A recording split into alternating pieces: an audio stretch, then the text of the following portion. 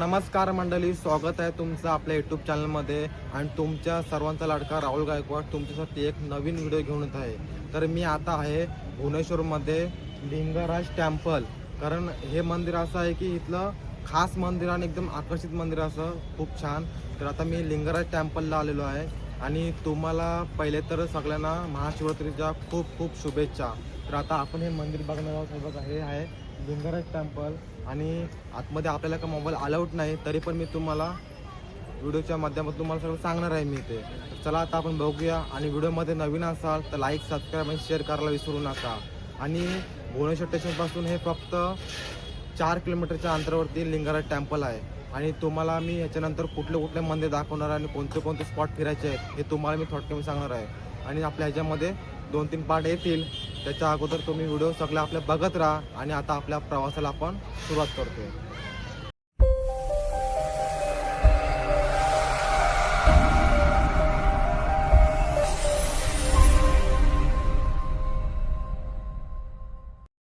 लिंगराज मंदिराला जायचं असेल तर सर्वात आधी ट्रेनने भुवनेश्वर रेल्वे स्टेशन येथे पोचायचं. भारतातील अनेक मोठ्या शहरांमधून भुवनेश्वरला ट्रेनची सोय आहे.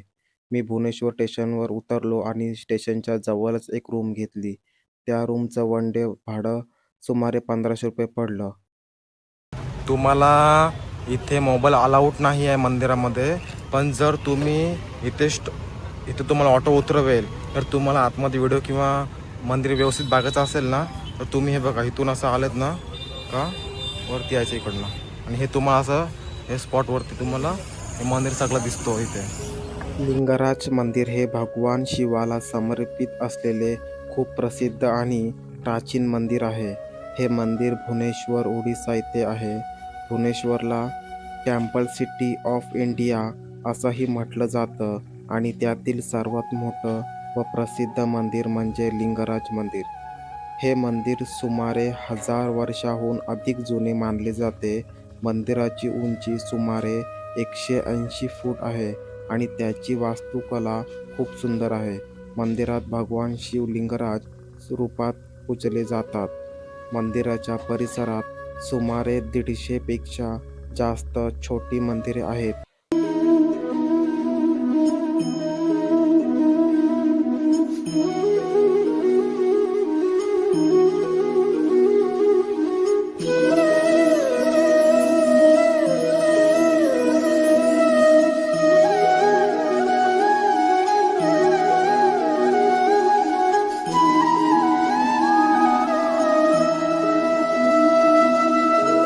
त्या काळात सोमावंशी डायनेस्टी या राजवंशाच्या राजाने मंदिराची सुरुवात केली. नंतर ईस्टर्न गंगा डायनेस्टीच्या राजांनी मंदिराचं बांधकाम पूर्ण केलं आणि मंदिर आणखी भव्य बनवलं. लिंगराज मंदिराची वास्तुकला कलिंग शैलीत बांधलेली आहे, जी ओडिसातील प्राचीन मंदिराची खरी ओळख आहे. मंदिराच्या भिंतीवर सुंदर कोरीवकाम, देवदेवतांच्या मूर्ती आणि विविध शिल्प कोरलेली आहेत, जी त्या काळातील कलेचं उत्कृष्ट उदाहरण मानली जातात. पूर्वीच्या काळात भुवनेश्वर शहरात शेकडो मंदिरे होती, त्यामुळे या शहराला टेम्पल सिटी असंही म्हटलं जातं. त्यामधील सर्वात मोठं आणि प्रसिद्ध मंदिर म्हणजे लिंगराज मंदिर. आजही हे मंदिर हजारो वर्षाचा इतिहास जपून उभं आहे आणि दररोज हजारो भाविक भगवान शिवांच्या दर्शनासाठी येतात. त्यामुळे लिंगराज मंदिर हे फक्त धार्मिकच नाही तर ऐतिहासिक आणि सांस्कृतिकदृष्ट्याही खूप महत्त्वाचं ठिकाण आहे. बिंदुसागर लेक हे लिंगराज मंदिराच्या बाजूला असलेलं खूप प्राचीन आणि पवित्र तल आहे. असं मानलं जातं की भगवान शिवा आणि पार्वती यांनी भारतातील अनेक पवित्र नद्यांमधील पाण्याचे बिंदू येथे आणून हे तल तयार केले. त्यामुळे याला बिंदुसागर असं नाव पडलं. प्राचीन काळापासून भाविक या तळ्याला खूप पवित्र मानतात. अनेक भाविक आधी या तळ्याजवळ येऊन पूजा करतात किंवा पवित्र स्नान करतात आणि त्यानंतर लिंगराज मंदिरात जाऊन भगवान शिवाचं दर्शन घेतात.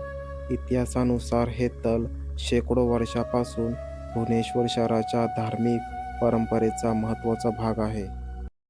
तर मित्रांनो, कशी वाटला हा आपला लिंगराज टेम्पलचा ब्लॉग? आवडल्यास नक्कीच लाईक, कमेंट करा आणि आपल्या पुढचे पार्ट नक्कीच येतील. सगळे पार्ट तुम्ही बघत राहा, कुठेही जाऊ नका, व्हिडिओ आपले बघत राहा.